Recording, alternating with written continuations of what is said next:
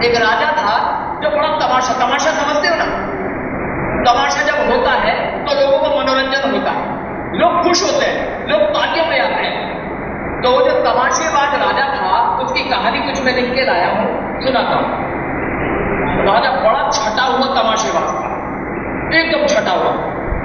उसे अपनी प्रजा के मनोविज्ञान पर पूरा विश्वास था। वो जानता था कि विद्वान हो, अज्ञानी हो, ज्ञानी हो, जैसा भी हो, अमीर हो, गरीब हो, तमाशा सबको पसंद आता है। एक बार प्रजा ने कहा कि साफ पानी मिलना चाहिए, पीने का साफ पानी हो, प्रजा की मांग थी। तो जानते हो राजा ने क्या किया?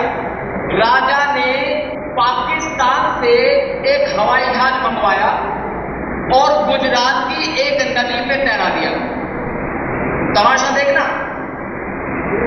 साफ पानी मांगा तो राजा ने पाकिस्तान से हवाई जहाज मंगवाया और गुजरात की एक नदी पर पानी पर तैरवा दिया।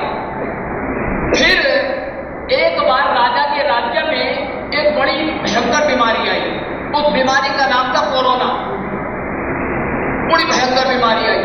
अब जब वो बीमारी चल रही थी, फैल रही थी, लोगों का इलाज नहीं हो रहा था क्योंकि लाइलाज बीमारी थी। तो बीमारी से बचने के लिए पर्सनल प्रोटेक्शन इक्विपमेंट की जरूरत थी, मतलब मास्क मिल जाए और पूरा वो कपड़ा मिल जाए, वो ढेर सारे पीपीई। तो मांगे प्रजा ने, लेकिन राजा ने पीपीई देने के बजाय ताली बजवाई, थाली बजवाई और घंटियां बजवाई। बहुत तमाशेबाज राजा था।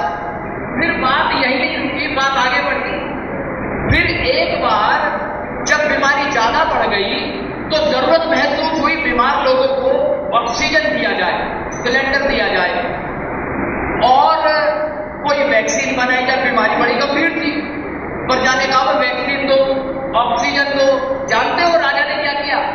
राजा ने लोगों से दिए जलवा दिए, मोमबत्ती जलवा दी, टॉर्च जलवा दी। बड़े तमाशेबाज राजा था, तमाशा हो रहा था। बात यही खत्म नहीं हुई। अब प्रजा ने कहा कि बेरोजगारी बहुत बढ़ रही है, नौकरियां तो मिल जाए, तो नौकरी लेना चाहता था। लेकिन राजा ने योग करना शुरू कर दिया, विश्व योग दिवस मनाया और कहीं दूर गुफा में जाकर के ध्यान में मग्न हो गया। अब साहब प्रजा ने एक बार फिर से कहा कि हमें आपने कहा था 15 लाख रुपए मिलेंगे, वो दे दो। प्रजा ने कहा 2 करोड़ नौकरी दे दो। लेकिन राजा ने इस बात को सुन करके भ्रष्टाचार का हवाला दिया कि देश में भ्रष्टाचार बढ़ रहा है, चारों तरफ त्राही हो रही है, लिहाजा हमें 500 के और 1000 के नोट बंद कर देने चाहिए। जब 2 करोड़ नौकरियों की मांग हुई तो राजा ने नोट बंद कर दिए। अब प्रजा ने एक बार फिर गुहार लगाई कि महाराज समता चाहिए, मैत्री चाहिए, करुणा चाहिए। तो लेकिन राजा ने विदेशी मुल्क का हवाला देकर के, जनता ने मांगा मैत्री, करुणा, भाईचारा, लेकिन उसने विदेशी मुल्क का हवाला दिया और विदेशी मुल्क का हवाला देकर के हिंदुओं को मुसलमान से, मुसलमान को हिंदुओं से लड़वा दी और तमाशे की हद होती चली गई। अब एक दिन प्रजा ने अपने किसानों की समस्या की बात की। भाई किसान परेशान है, उनका इंसेक्टिसाइड महंगा हो गया, खरपतवार नाशक महंगा हो गया, उर्वरक डीएपी यूरिया महंगा हो गया, सिंचाई की लागत बढ़ गई। तो राजा ने किसानों को आंदोलनजीवी कहना शुरू कर दिया। जनता ने, प्रजा ने किसानों की समस्या बताई, राजा ने किसानों को आंदोलनजीवी कह दिया। प्रजा ने कहा गैस महंगी हो गई है, खाने पीने की चीजें महंगी हो गई हैं। तो राजा ने कहा राष्ट्रवाद ही हमारा जीवन है, हमें राष्ट्रवादी बनना चाहिए, राष्ट्रवादी बन करके हम अपने जीवन में सफल हो जाएंगे। फिर जनता ने अपने काम की बात करनी चाहिए, जनता अपने काम की बात करना चाहती थी, मन की बात करनी शुरू कर दी। प्रजा काम की बात करना चाहती थी, राजा मन की बात करने लगा। अब इस सारे तमाशे में राजा को पता था कि यार जो तमाशा है इसकी अपनी खूबी है तो खामियां भी है। खूबी ये है कि जो प्रजा है उसको मूल मुद्दों से भटकाया जा सकता है। एक तमाशेबाजी का फायदा यह है कि जनता को मूल मुद्दों से भटकाया जा सकता है, लेकिन खामी ये है कि हर वक्त नया तमाशा करना पड़ता है।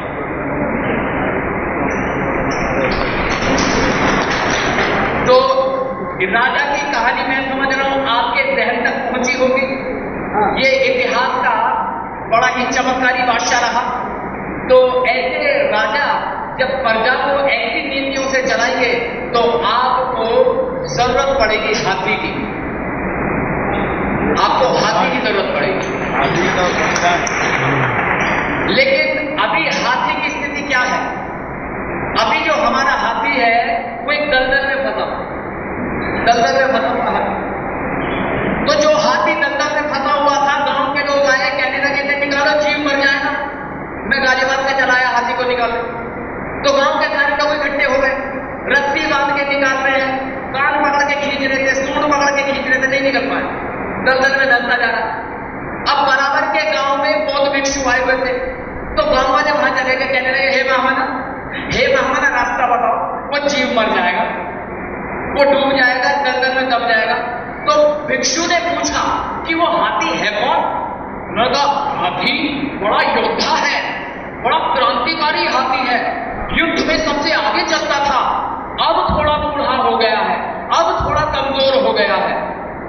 अच्छा, जब पहले युद्ध होते थे ना, बड़े बड़े ढोल नगाड़े शहनाइयां बजाई जाती थी जोश के लिए। तो भिक्षु ने कहा एक काम करो, जो युद्ध में नगीरी बजाई जाती थी, नगाड़े बजाए जाते थे, ढोल बजाए जाते, वो फिर बजाओ जाकर, हाथी निकल जाएगा। अच्छा, गांव वाले आए, गांव वालों ने ढोल बजाने शुरू किए, नगीरी बजानी शुरू की, शहनाई बजानी शुरू की, नगाड़े बजाने शुरू किए।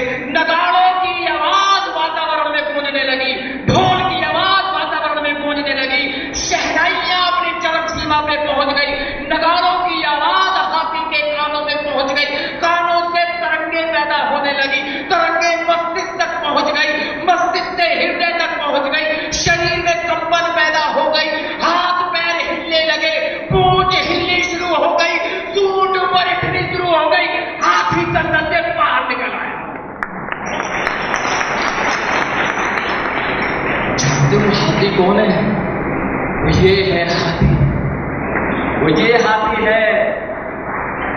और इन बहुजन समाज के नेताओं ने माननीय एमएस तोमर जी के नेतृत्व में इस कार्यक्रम को लगा करके वो ही ढोल बजाने का काम किया है, नगाड़े बजाने का काम किया है, शहनाई बजाने का काम किया है। मेरा वादा है आवाज वातावरण में गूंजेगी, शहनाई फिर चरम सीमा पे उठेगी, ढोल बजने लगेंगे, नगाड़ों की आवाज हाथी के कानों में जाएगी, तरंगे पैदा होने लगेंगी, मस्तिष्क में ध्वनि बनेगी, दिल से बात पहुंचेगी, हाथ पैर कांपने लगेंगे, शरीर में सिहरन होने लगेगी, हाथ हिलने लगेंगे, सूंड उठने लगेगी, हाथी बाहर आ जाएगा।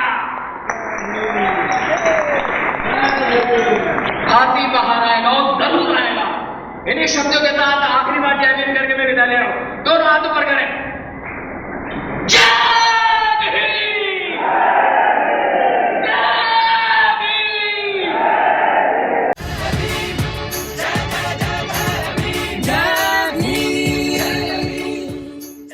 अगर आप चाहते हैं गरीब हर वंचित इंसान की आवाज आप तक पहुंचे तो हमारे चैनल को सब्सक्राइब करें और बेल आइकन का बटन दबाना ना भूलें। देखते रहिए बहुजन हलचल न्यूज।